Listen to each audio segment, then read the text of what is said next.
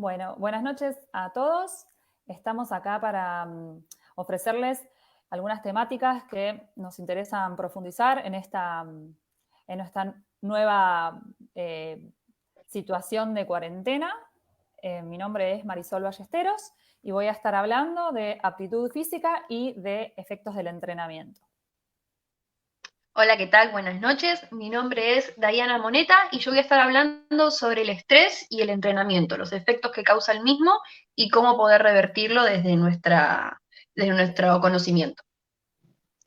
Hola, buenas noches. Mi nombre es María Balceda. Voy a estar hablando un poquitito de las clases virtuales o las clases remotas que se dan en este periodo de aislamiento y cuáles son sus pros y sus contras. Bueno, como voy a empezar yo, voy a dejar que las chicas mientras descansen y voy a empezar con mi tema. Entonces, bueno, de lo que primero queríamos hablar es de la diferencia entre actividad física y ejercicio físico. Normalmente se entiende actividad física a todo lo que implique cualquier movimiento. Bueno, vamos a hacer algunas aclaraciones al respecto.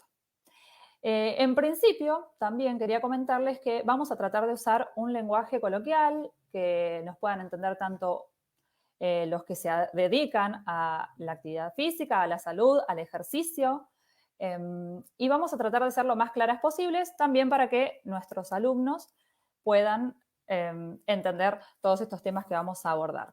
Entonces, retomando, la actividad física es un movimiento que implica, voluntario claramente, que implica un gasto energético, ¿sí? Y que involucra al sistema muscular o neuromuscular. En cambio, la diferencia con el ejercicio es que el ejercicio tiene que ser un conjunto de estos movimientos voluntarios, ¿sí? Pero que están planificados, que están estructurados, que están dirigidos al incremento o al mantenimiento de uno o más componentes de la aptitud física, ¿sí? Es importante tener en cuenta esta diferencia, porque no se habla de lo mismo cuando, por ejemplo, vemos un video y realizamos algún tipo de actividad sin sin cumplir con determinados principios, como son los principios del entrenamiento, que ya los vamos a estar mencionando también, que algo que tiene que ver con algo planificado, como sería un entrenamiento. En cuanto a la aptitud física, ¿qué entendemos por aptitud física? Bueno, la aptitud física tiene que ver con un conjunto de elementos, sí, que incrementan el rendimiento o la capacidad de trabajo. Bien, a su vez, esta aptitud física está formada por 4 componentes esenciales. Estos componentes son la aptitud muscular, la aptitud aeróbica, la composición corporal y la flexibilidad. Entonces, si nosotros tenemos incidencia sobre cualquiera de estos factores, ¿sí? Vamos a estar mejorando nuestra aptitud física, ¿sí? La aptitud muscular está formada más que nada por la fuerza dinámica general y por la resistencia muscular local. ¿Bien? La aptitud aeróbica, en cambio, está vinculada al consumo máximo de oxígeno, al umbral láctico y a la eficiencia mecánica. Por otro lado, tenemos la composición corporal, no menos importante, que tiene que ver con el porcentaje de grasa corporal y el porcentaje de libre de grasa, ¿sí? Por último, tenemos a la flexibilidad, que está compuesta por la elongación y la movilidad articular. Todos estos factores, recuerden que tienen la mejora de cualquiera de estos factores, tienen una incidencia en la mejora de la aptitud física. ¿Bien? Bueno, acá nos vamos a meter un poco en el entrenamiento en particular. ¿Qué tiene que tener un entrenamiento para ser reconocido como tal? Bueno, en principio tiene que cumplir con ciertos puntos. Estos puntos tienen que ver con justamente los principios del entrenamiento. A saber, son 4 también. O nos vamos a profundizar en el conocimiento de estos 4 principios. Los principios obviamente determinan cómo va a darse el proceso de entrenamiento en general, ¿sí? Por un lado tenemos el principio de sobrecarga. ¿Con qué tiene que ver, el principio de sobrecarga? Bueno, con que el ejercicio que yo le dé a mi alumno, ¿sí? tenga una intensidad superior a la de la vida cotidiana, ¿bien?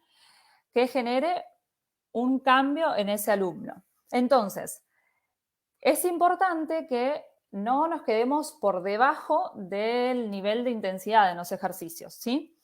Así que recuerden que es muy importante que cuando generamos un ejercicio, las cargas tienen que ser superiores a las habituales, ¿bien? Esto va a estar vinculado obviamente a cada alumno, ¿bien? ¿Qué otro principio tenemos que conocer? El principio de especificidad. Tiene que ver con la adaptación a los procesos fisiológicos y metabólicos en relación a la sobrecarga que uno impone, ¿bien? Entonces, es muy importante también conocer que cada organismo tiene determinado tiempo de adaptación a esas cargas, ¿sí? Entonces, es muy importante que siempre estemos intensificando los ejercicios y complejizándolos, ¿bien? Porque el organismo se va adaptando y necesito estimularlo de otras maneras para que se generen nuevas adaptaciones.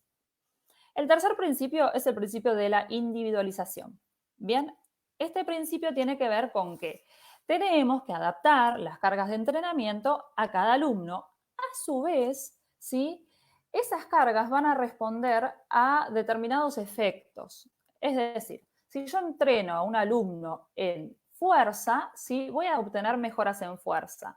¿Va a haber alguna repercusión de este entrenamiento en la aptitud aeróbica? Seguramente, pero la especificidad del entrenamiento y la individualización tienen que ver con estas cuestiones, ¿sí? Que es muy importante saber que cuando yo estoy aplicando una carga de entrenamiento, ¿sí? El organismo va a responder de determinada manera. Dos personas que tienen similares características y empiezan un proceso de entrenamiento, probablemente a lo largo del proceso de entrenamiento van a obtener distintos resultados. Quizá una de esas dos personas tenga mejoras antes y otra después. Y por último, el cuarto principio que tiene que ver con la reversibilidad.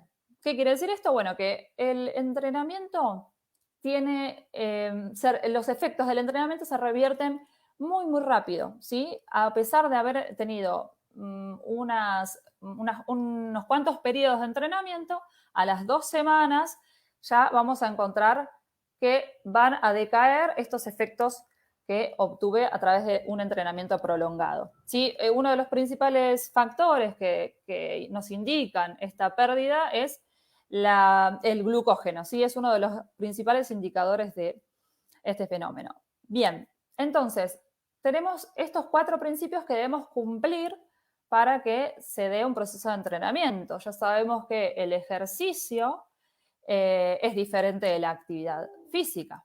Bien, ¿qué tenemos ahora para analizar? En este contexto, particularmente de cuarentena, de encierro, donde cuesta mucho mantenernos activos, ¿sí? Vamos a encontrarnos con algunas características que tienen que ver con el sedentarismo, ¿sí? Imaginando que esta situación como si fuese un iceberg, la famosa imagen que de lo que se ve el iceberg sería, bueno, sedentarismo, no estamos realizando actividad física, no estamos realizando ejercicio físico, estamos, se puede decir, en una situación de hipocinesia, ¿sí? De disminución de movimiento. Entonces tenemos obviamente una disminución de la aptitud física, ¿bien? Esto es lo que se vería a simple vista. ¿Qué tenemos? ¿Qué es la parte del iceberg que no vemos? Es que tenemos una disminución del porcentaje de masa muscular. Tenemos una disminución de la capacidad física. Tenemos una probabilidad bastante alta de contraer enfermedades cardiovasculares, enfermedades metabólicas, enfermedades osteoarticulares, obesidad, ¿sí? Que no es simplemente no hago actividad, estoy en una situación de baja aptitud física. ¿Bien? Entonces, tenemos que conocer los efectos que tiene el entrenamiento sobre el organismo. ¿Bien? Para eso contamos con biomarcadores que son indicadores del estado de salud del organismo. ¿Bien? Tenemos que conocer también que el comportamiento activo, ¿sí? Ayuda a que estos biomarcadores tengan unos buenos resultados, si se quiere. Entonces, ¿Qué obtenemos teniendo en cuenta los biomarcadores? Bueno, la influencia del ejercicio sobre ellos es la siguiente. A lo largo de la vida estamos hablando, ¿sí? Que tenemos un incremento de la función cardiovascular, ¿sí? Recuerden que estamos hablando de la influencia del ejercicio. Un incremento también de los factores respiratorios, neuromusculares y metabólicos, ¿sí? Una reducción de la mortalidad y de la morbilidad, ¿sí? Mejora en la composición corporal, etcétera, etcétera. Fíjense todos los beneficios que acarrea el ejercicio, ¿sí? Y tenemos que tener en cuenta también que ante determinados factores, como son justamente la falta de actividad física, ¿sí? Nos encontramos con la aparición de enfermedades, entre otras, el síndrome metabólico. Bien, ¿qué es el síndrome metabólico? Bueno, es un conjunto de trastornos que se encuentran en un organismo y que generan, por ejemplo, el aumento de la presión arterial, el aumento del azúcar en sangre, el aumento de la grasa corporal, y la suma de todos estos elementos conlleva a enfermedades cardiovasculares, diabetes, etcétera, etcétera. Así que fíjense con qué poco, con tener un proceso de entrenamiento controlado y con ejercicio frecuente, vamos a obtener grandes beneficios a nivel de la salud. A su vez, el ejercicio actúa positivamente sobre lo siguiente. Por ejemplo, recuerden que estamos hablando en este caso de las cuestiones positivas que genera el entrenamiento y el ejercicio. La patogénesis, es decir, ¿qué es el origen y la evolución de las enfermedades? Bueno, el ejercicio tiene una incidencia completamente positiva sobre la patogénesis. También sobre los síntomas específicos, ¿sí? La aptitud física obviamente mejora, mejorando la calidad de vida de las personas con este síndrome metabólico que es el del que les hablaba anteriormente, ¿sí? Obviamente incidencia sobre las enfermedades cardiovasculares y pulmonares, sobre, como ya dijimos, las enfermedades que tienen que ver con las articulaciones, ¿sí? Y algunos tipos de cáncer, de depresión, entre otras cosas, asma y, como ya mencionamos, diabetes, ¿sí? Así que ahí tenemos un pantallazo de todos los beneficios que tiene entrenar y realizar ejercicio físico, pero siempre estamos hablando de que repensemos en esto de que sea planificado, ¿sí? Y que cumpla con los principios del entrenamiento. ¿Bien? Bueno, entre otras cosas, de los factores que nombré anteriormente, tenemos, y es importante reconocer que en esta situación de cuarentena, de encierro y demás, estamos atravesados constantemente por el estrés que nos genera esta incertidumbre de no saber cuándo termina la cuarentena, cuándo vamos a retomar nuestras actividades habituales, etcétera, etcétera. Entonces, ya entrando un poquitito en el tema que va a hablar la profesora Diana Moneta, que es estrés y entrenamiento, ¿sí?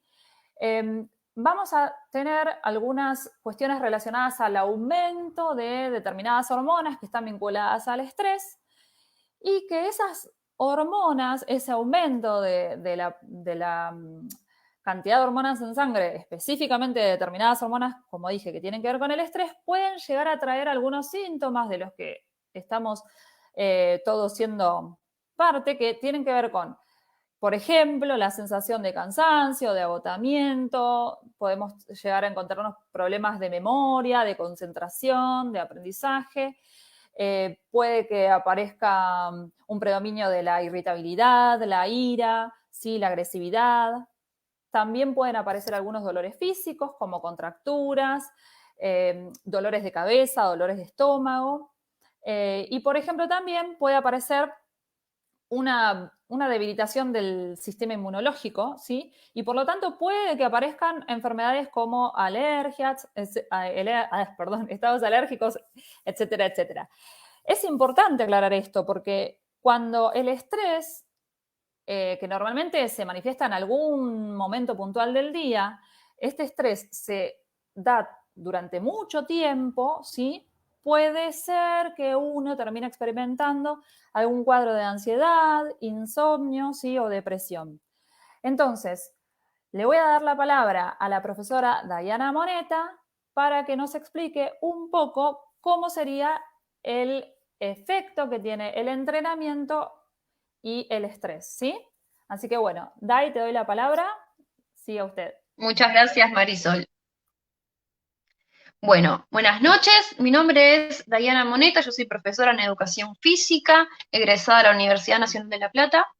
Y vamos a hablar un poquito sobre, ya como les contaba Marisol, sobre el estrés, ¿sí? Y antes de hablar de qué es lo que produce el estrés en nosotros, en este momento particular que estamos viviendo, hay que definirlo, ¿sí? Hay distintos tipos de estrés, ¿sí? Está el estrés como un estímulo, está el estrés como una respuesta, y está el estrés como la relación entre la persona y el ambiente, ¿sí? Que es el llamado estrés emocional, o como lo podemos llamar los que estamos en el ámbito, los que trabajamos en el ámbito de salud, lo llamamos diestrés, ¿sí?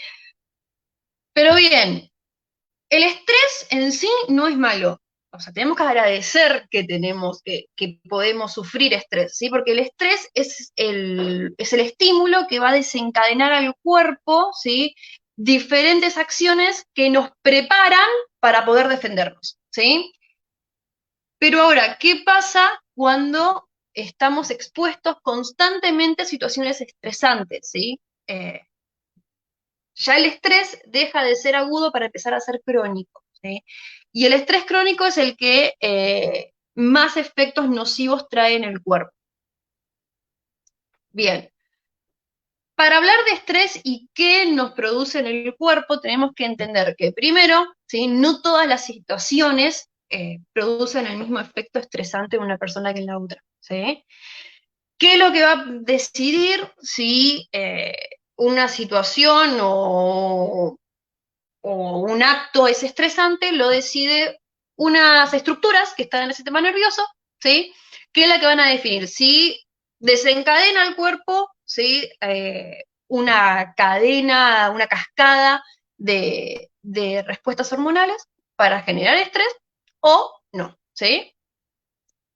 Estas estructuras son una estructura que se llama corteza prefrontal, que en una situación normal de una persona que digamos no es estresada, tanto estresada, dudo que exista en este momento una persona que no esté estresada, ¿sí? Envía una señal y te dice, bueno, al cerebro, tranquilo, acá no pasa nada, se sigue de largo. Ahora, ¿qué pasa cuando decide esa estructura que esta situación es estresante? Bueno, esa estructura le manda una señal, ¿sí? Una señal, vamos a decir, por una vía hormonal al cerebro para que el cerebro le dé la información a través de hormonas a otra estructura para que vayan a un órgano determinado a liberar la hormona, ¿sí? Que en este caso las hormonas que participan en el proceso del estrés está el cortisol, ¿sí? Y la adrenalina y la noradrenalina, ¿sí? Que son disparadas por dos vías distintas. Bien, ¿qué pasa cuando estamos bajo un estrés crónico? Cuando estamos en estrés crónico, todo nuestro cuerpo, por así decirlo, está enfermo, ¿sí? Una de las cosas que causa el estrés es inflamación, ¿sí? ¿Qué pasa? Esta inflamación se produce porque hay muchas estructuras, ¿sí? Que están funcionando demasiado, ¿sí? Es una sobrecarga de funciones, como por ejemplo el cortisol, que es la principal hormona, ¿sí? En respuesta estresante. El cortisol, ¿sí? Llega por torrente sanguíneo por lo que ya dijimos anteriormente, la corteza prefrontal, ¿sí? Pero ¿qué pasa? Esta corteza tiene otras estructuras que lo acompañan, ¿sí? Que son la amígdala y el hipocampo. Que estas estructuras mandan información, ¿sí? A, digamos, el lugar de mayor importancia en desarrollo hormonal, ¿sí? Que es el hipotálamo. El hipotálamo le avisa a la hipófisis, ¿sí? Que es la segunda estructura de importancia, y la hipófisis manda la información, ¿sí? En este caso, a la glándula suprarrenal que se encuentra sobre el riñón, ¿sí? Que es donde se genera el cortisol, ¿sí? ¿Qué pasa con el cortisol? El cortisol se dispara, ¿sí? Porque necesita prepararse para que el cuerpo enfrente una situación, ¿sí? Una situación de riesgo. ¿Qué pasa? Estas estructuras mandan tanta información, ¿sí? Al hipotálamo, ¿sí? El hipotálamo manda mucha información a la hipófisis y cada vez es como que el cuerpo necesita cada vez más cortisol para poder superar los niveles de riesgo, ¿sí? ¿Qué pasa? El cortisol, ¿sí? Dentro de sus funciones, tiene una función antiinflamatoria, tiene una función de estimulador, ¿sí? De insulina, es activador del sistema inmunológico, pero como todo, ¿sí? Todos los extremos son malos, ¿sí? Todo lo bueno del cortisol, ¿sí? Cuando está en sobreproducción, es malo, ¿sí? ¿Qué pasa con el cortisol? Cuando hay mucho cortisol, ¿sí? Es como que se dice que el cortisol en exceso es neurotóxico. ¿Qué pasa?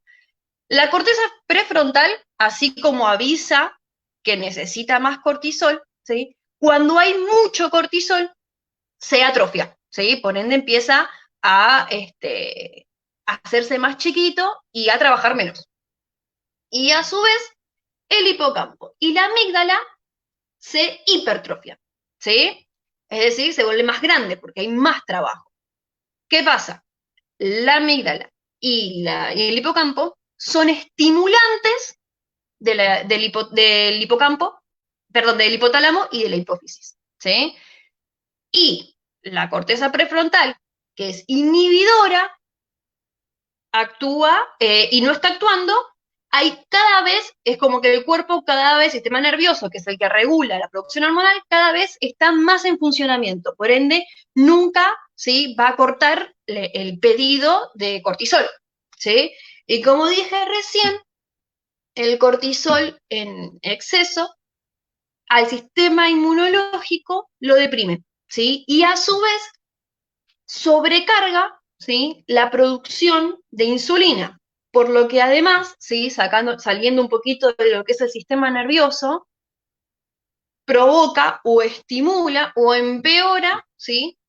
La diabetes, ¿sí? O el desarrollo de una diabetes, ¿sí? Al sistema inmunológico lo deprime, por ende personas, puede aparecer alergias, ¿sí? Pueden aparecer, pueden acelerar procesos autoinmunes en personas que tienen enfermedades autoinmunes, ¿sí? Y en personas que, además de, como decía Marisol, muchos son sedentarios, si tenían diabetes, aumenta, ¿sí? Se empeora la condición. Son sedentarios, ¿sí? Si tienen diabetes o no, empiezan a sumar factores de riesgo, ¿sí?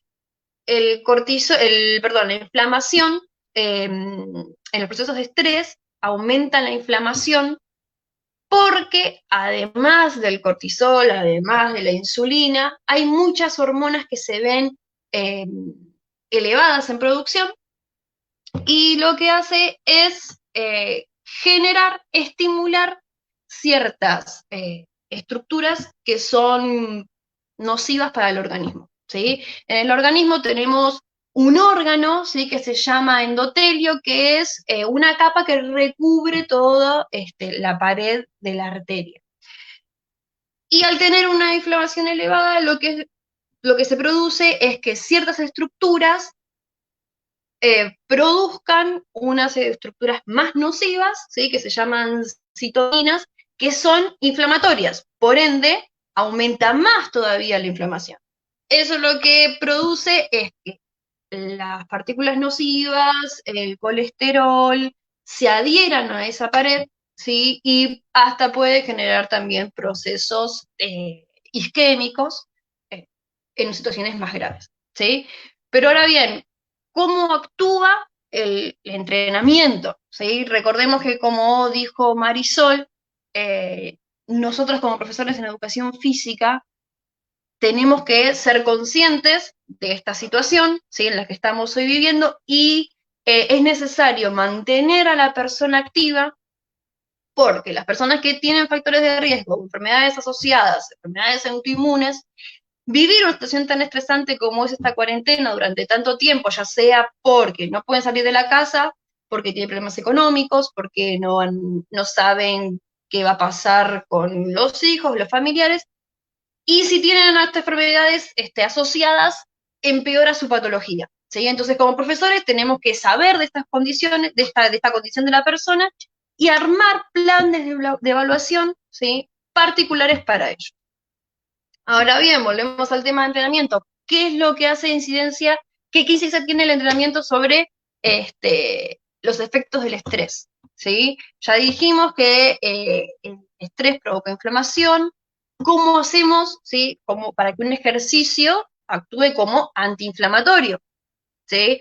¿Cómo hacemos para que un ejercicio baje los niveles de cortisol? ¿Cómo hacemos para que el ejercicio reduzca los niveles de insulina? ¿Sí?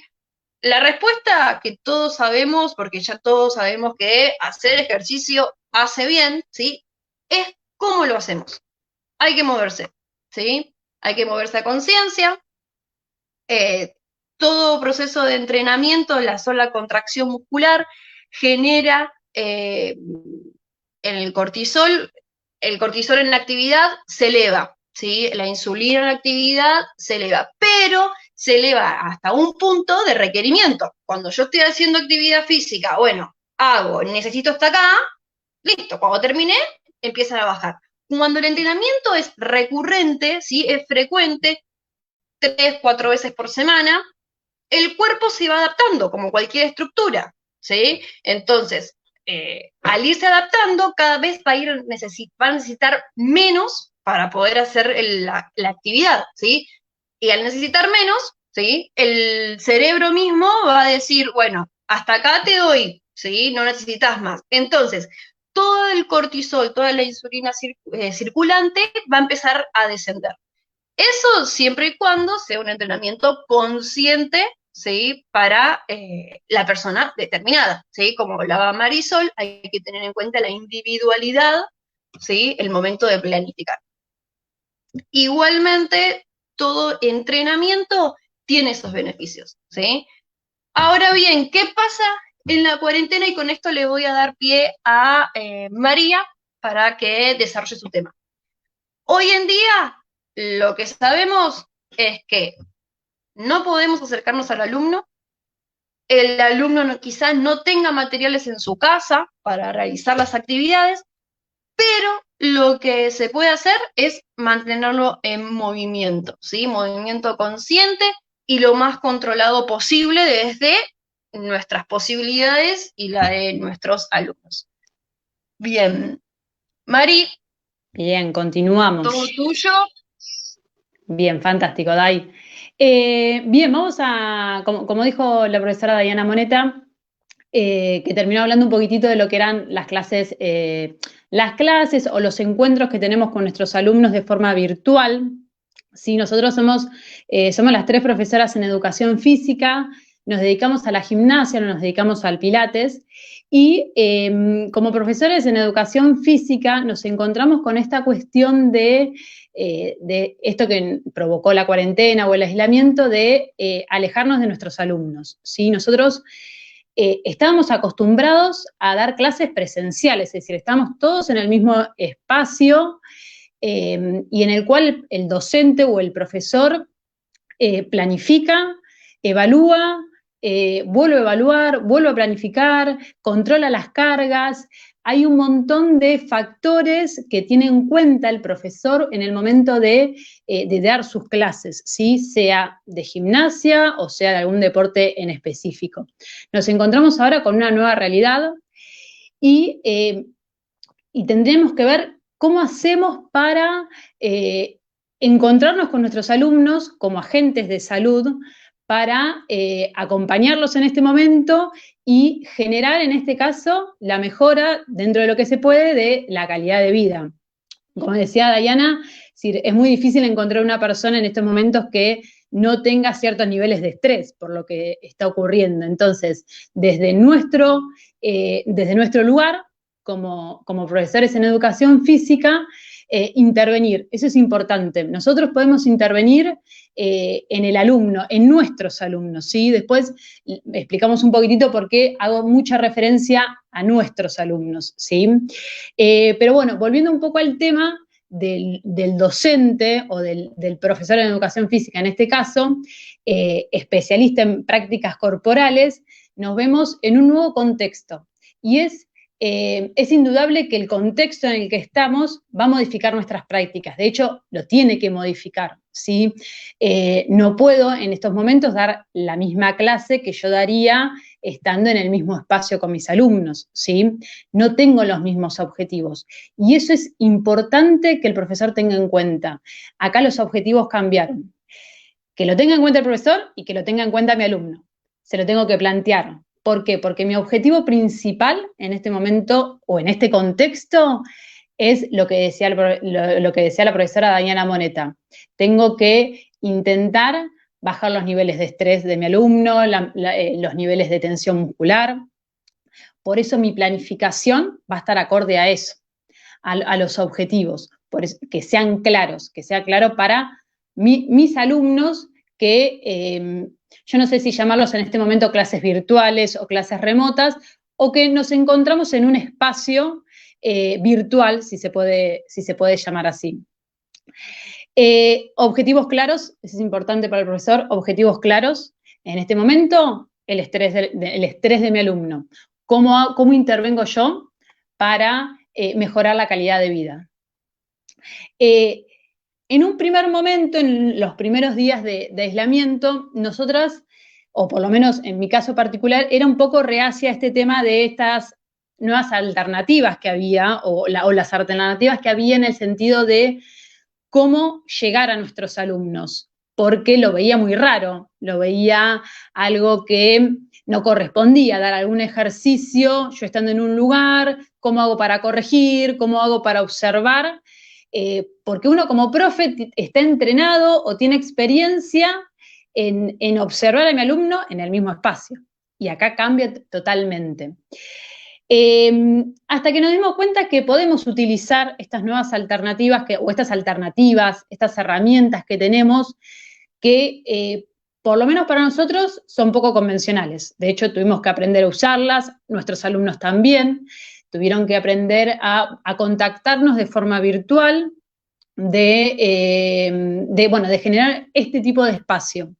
Si bien podemos contar con herramientas que van desde el teléfono celular, computadoras, proyectores, es importante tener en cuenta que son herramientas que nos sirven en este contexto, que obviamente en este momento y en este lugar las podemos aprovechar y aprovecharlas de la mejor manera posible. Son medios audiovisuales que encontramos o que tenemos disponibles. Pensemos también que el profesor también está en estos momentos está aislado, también está en cuarentena y muchas veces el contexto en el que está no es el más apropiado para dar clases. Pero bueno, es importante llegarle a nuestros alumnos, no perder contacto con ellos. Entender, o mejor dicho, a nuestro entender, cuando nosotros planteamos el contacto con nuestros alumnos, es importante, o nosotros nos planteamos el hecho de que en nuestra planificación, porque de hecho, si bien el encuentro es virtual, obviamente tenemos una planificación, pero que en esta planificación van a predominar ejercicios de movilidad, de flexibilidad. ¿Por qué? Porque quiero alcanzar, o mi objetivo en el alumno es que se mantenga activo, como decían Marisol Ballesteros y la profesora Dayana Moneta, que se mantengan activos, bajar los niveles de tensión muscular. Entonces, ¿qué hacemos? Ejercicios de movilidad, de flexibilidad, ¿sí? No significa que no les vaya a dar ejercicios de fuerza, pero sí tengo que tener en cuenta que los ejercicios que vaya a dar o los movimientos que vaya a dar, mis alumnos los tienen que conocer. Tienen que ser técnicas sencillas. Por eso nos referimos, y nosotros hablamos de nuestros alumnos. Nosotros cuando damos las clases, estamos dando clases a los alumnos que nosotros teníamos, o tenemos, mejor dicho, en Pilates. Porque son alumnos que conocemos, sabemos las patologías que muchos acarrean, sabemos cómo modificarles, o qué variantes darles de ejercicios. Por eso es importante conocer a los alumnos cuando le damos clases en este medio. Entonces, que predominen ejercicios de movilidad, de flexibilidad, que mi alumno sepa esto también. Mirá, vamos a cambiar, son otros objetivos, vamos a dar más ejercicios de movilidad, de flexibilidad, más ejercicios para movilizar todo lo que es cintura escapular. Pensemos también que nuestros alumnos pasaron de tener un trabajo diario fuera de la casa, la mayoría, a estar en la casa y estar mucho enfrente de una computadora, mucho con los celulares, o sea que también eso tengo que ver, la cotidianidad de ellos cambió, o sea que es importante que modifiquemos los objetivos nuestros, ¿sí? Y importante las correcciones que nosotros vamos a dar, que sean claras, ¿sí? Hacer hincapié en cuál es el objetivo de nuestro ejercicio en ese momento, qué precauciones o qué recaudos tengo que tener en el momento de realizar una técnica. Con consignas claras, trabajando a conciencia, se puede llegar a dar una clase o llegar a acompañar a nuestros alumnos en estos momentos de aislamiento. Es importante que el docente o que el profesor tenga en cuenta todos estos puntos que estuvimos viendo, ¿sí?